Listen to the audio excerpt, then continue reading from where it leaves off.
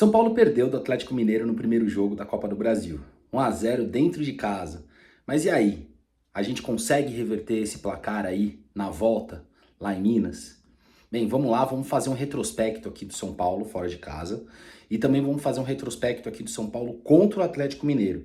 Vamos ver, será que dá pra gente ganhar? Não dá? Quais são os caminhos que a gente pode abordar aí pra gente conseguir uma vitória lá em Belo Horizonte? Vem comigo.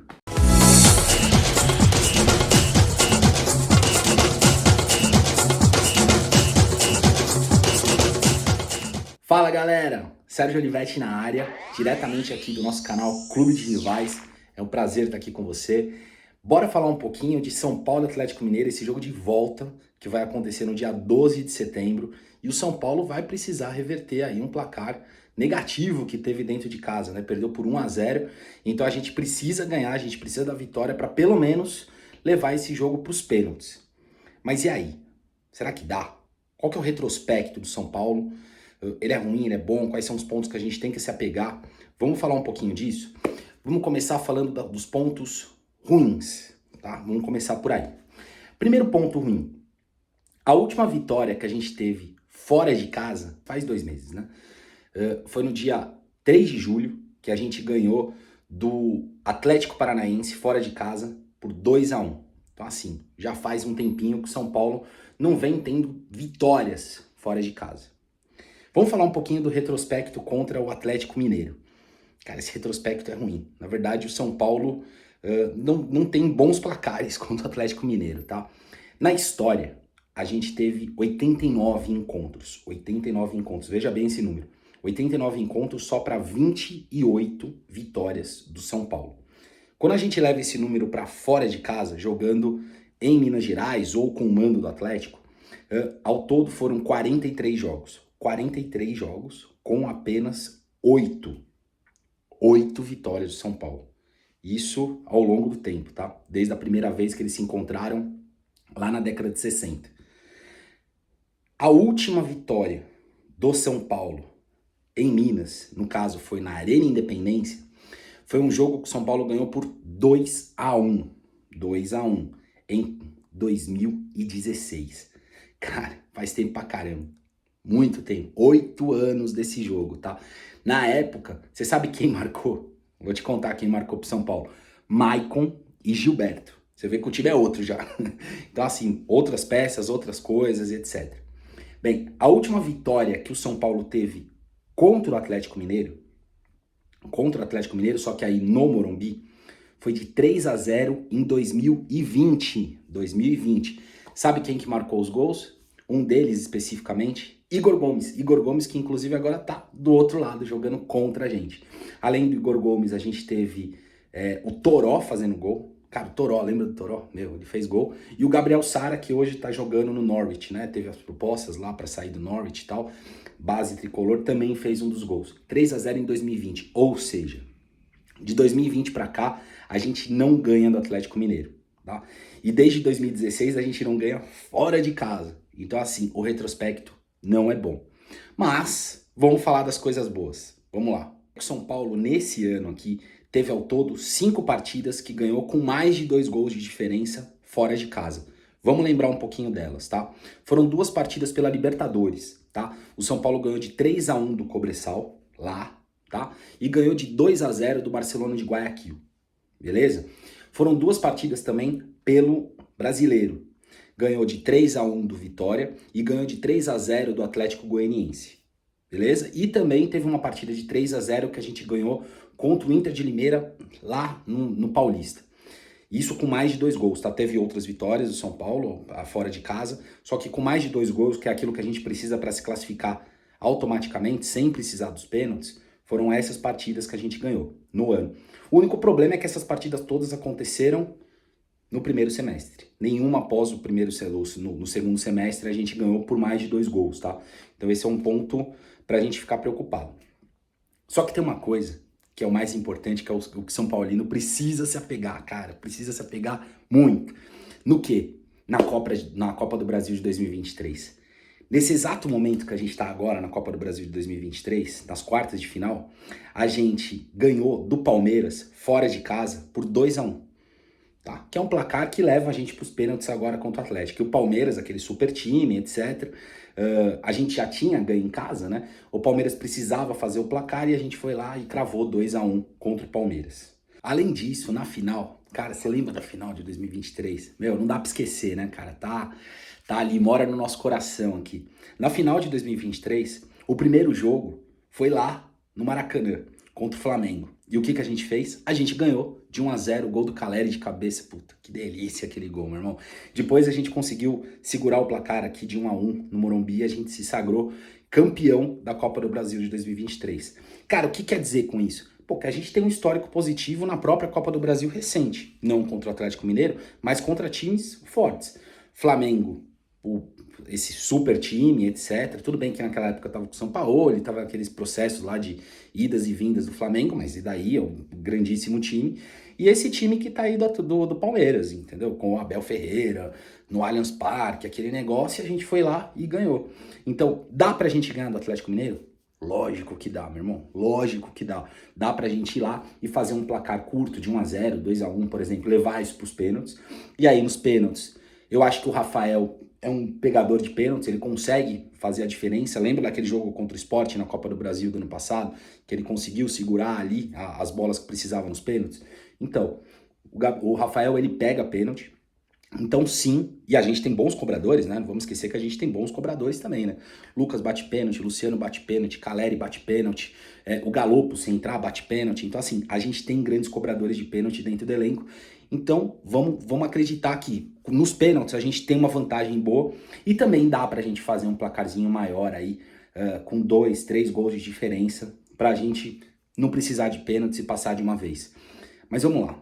Qual que é o caminho que São Paulo, por onde a gente precisa fazer, onde a gente precisa se ajustar para a gente conquistar uma vitória lá em Belo Horizonte? Eu falo em Belo Horizonte porque a gente não sabe se vai ser no Mineirão ou na Arena MRV, pela questão de gramado e tal. Estão falando que vai ser na Arena MRV, mas não dá pra gente cravar. Então vamos falar lá no território do Atlético, qual que é o caminho que o São Paulo precisa seguir para conquistar a vitória? Vamos falar disso. Bem, o Atlético Mineiro, ele deve ir com o mesmo time que começou a partida aqui, contra o São Paulo.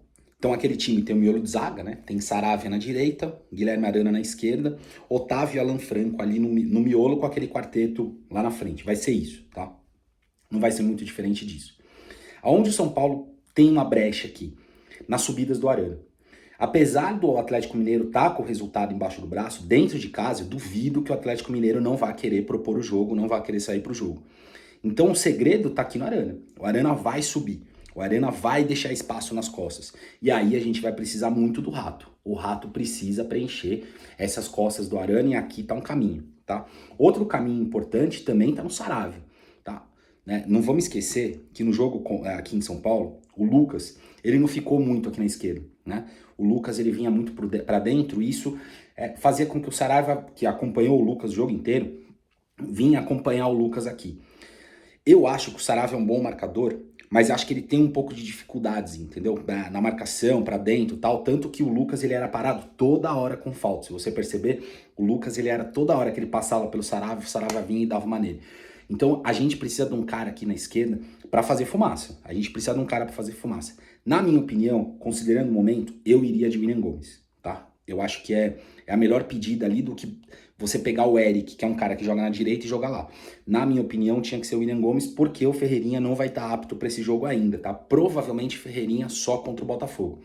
Para esse jogo, eu acho que o William Gomes ele pode fazer esse corredor e pode forçar o Saravia a fazer faltas logo no começo do jogo e jogar pendurado. É isso que é importante, tá? E aí, existe uma questão aqui no miolo, que é Alan Franco e Otávio. Eu acho que são grandes volantes, mas eles têm dificuldade com mobilidade, eles não são volantes super móveis. Então o Lucas jogando aqui no meio, fazendo uma fumaça aqui com eles, pegando aquela bola rápida e girando, eu acho que também vai pendurar esses caras, né? E fazendo com que o Caleri faça o jogo dele, né? Se movimentando no miolo de zaga, abrindo para a direita, abrindo espaço e tal, eu acho que é aqui que mora o segredo, tá? Nas laterais e tentar fazer essa mobilidade no meio de campo para fazer com que esses volantes aí fiquem muito preocupados com esse meio e abra espaço tanto para a entrada do Bobadilha quanto para a chegada do Luiz Gustavo para o chute a gol. Então tem muita possibilidade aqui, mas também a gente precisa ter atenção. A atenção maior que a gente precisa ter é no Hulk. Cara, não dá pra gente deixar o Hulk solto. A gente viu o que o Hulk faz. Essa virada de corpo dele, ele usa muito o corpo, né? Ele vem buscar a bola, usa o corpo e dá abertura, dá amplitude tanto para o Gustavo Scarpa, quanto para o Bernard, quanto o próprio Paulinho, que se movimenta demais. Eu não acho que você precisa de um zagueiro saindo para fazer cobertura no Hulk, tá? Eu acho que o Hulk ele tinha que ser pego pelo Luiz Gustavo, principalmente pelo tamanho, tá? O Hulk, ele sempre vai fazer parede, sempre. O Luiz Gustavo é grande. É claro que a girada do Hulk, ele tem a sua rapidez ali, mas eu acho que ele não é tão rápido assim como o Lucas, por exemplo. Então eu acho que o Luiz Gustavo, com a força que ele tem, ele consegue dar uma chegada no Hulk ali para dar aquela travada nele, porque o caminho do Atlético Mineiro tá no Hulk. É claro que a gente precisa ter atenção com o Bernard, é claro que a gente precisa ter atenção com o Scarpa e principalmente com o Paulinho. Mas a dupla de zaga que a gente vai, provavelmente vai o Alan Franco dessa vez, né? Eu acho que dá pra gente pegar o Paulinho. O Paulinho também cai bastante pelo lado do Rafinha, que tem facilidade na marcação. Então, assim, é só a gente ter uma atenção ali nessa mobilidade, mas principalmente no Hulk. Não pode deixar o Hulk girar. Se o Hulk girar e abrir o campo para ele, aí é perigoso. Porque na hora que ele gira, abre o campo para ele, automaticamente você vai precisar que um zagueiro venha fazer cobertura, e aí você vai ter uma infiltração, ou uma passagem, ou do Paulinho, ou do Bernard, que vai fazer um facão, alguma coisa assim, e isso vai trazer dificuldade para o São Paulo. Isso é claro, tá? Isso é claro. Então um Hulk precisa de uma marcação especial. E aí, claro, eu acho que você já entendeu a mensagem. O Luciano, para mim, nesse jogo tem que ser banco. Nesse jogo não, acho que o Luciano, ele já vem demonstrando que ele precisa ser banco há algum tempo. O Lucas, ele precisa jogar no meio. O Lucas no meio traz mobilidade pro São Paulo. Com o Luciano no meio, o Luciano afunda muito o jogo. Você fica com um buraco aqui. Necessariamente o Lucas vai ter que se movimentar ou quando ele tá na direita ou quando ele tá na esquerda para dentro, para fazer as jogadas pelo meio. Porque o Luciano não vem fazer essa jogada aqui. Então, o Lucas jogando aqui, você traz muito mobilidade pro time, muito mais acervo de jogadas, entendeu? Você abre muito mais o leque de jogadas. E aí o Luciano viraria uma opção pro segundo tempo. Para que situação? Caso chegue ali nos 15, 20 minutos do segundo tempo e o São Paulo não fez um gol, aí você tem que abrir o time. Aí não vai ter o que fazer.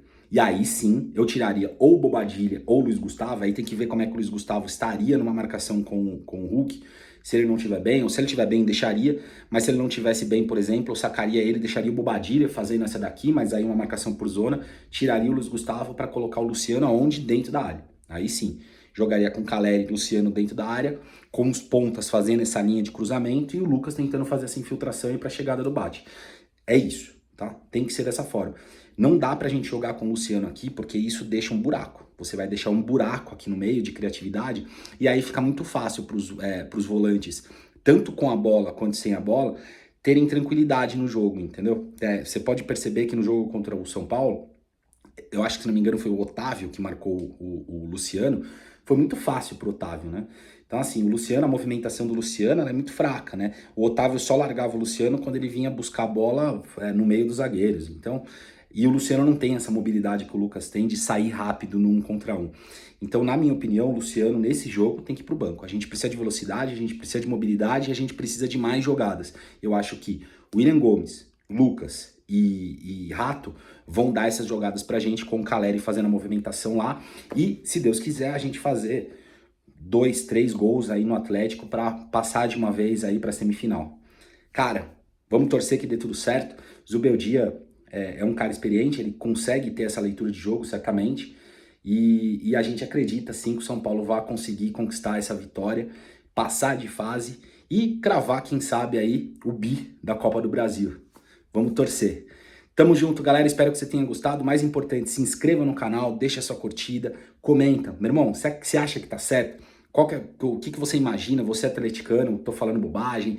É claro que o atleticano tá confiantíssimo aí na passagem, né, de fase. Então, assim, desce o dedo aí no comentário, escreve tudo que você acha pra gente ter esse bate-papo.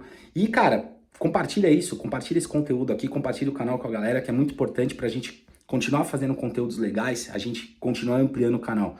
A gente conta muito contigo. Tamo junto? Vamos nessa!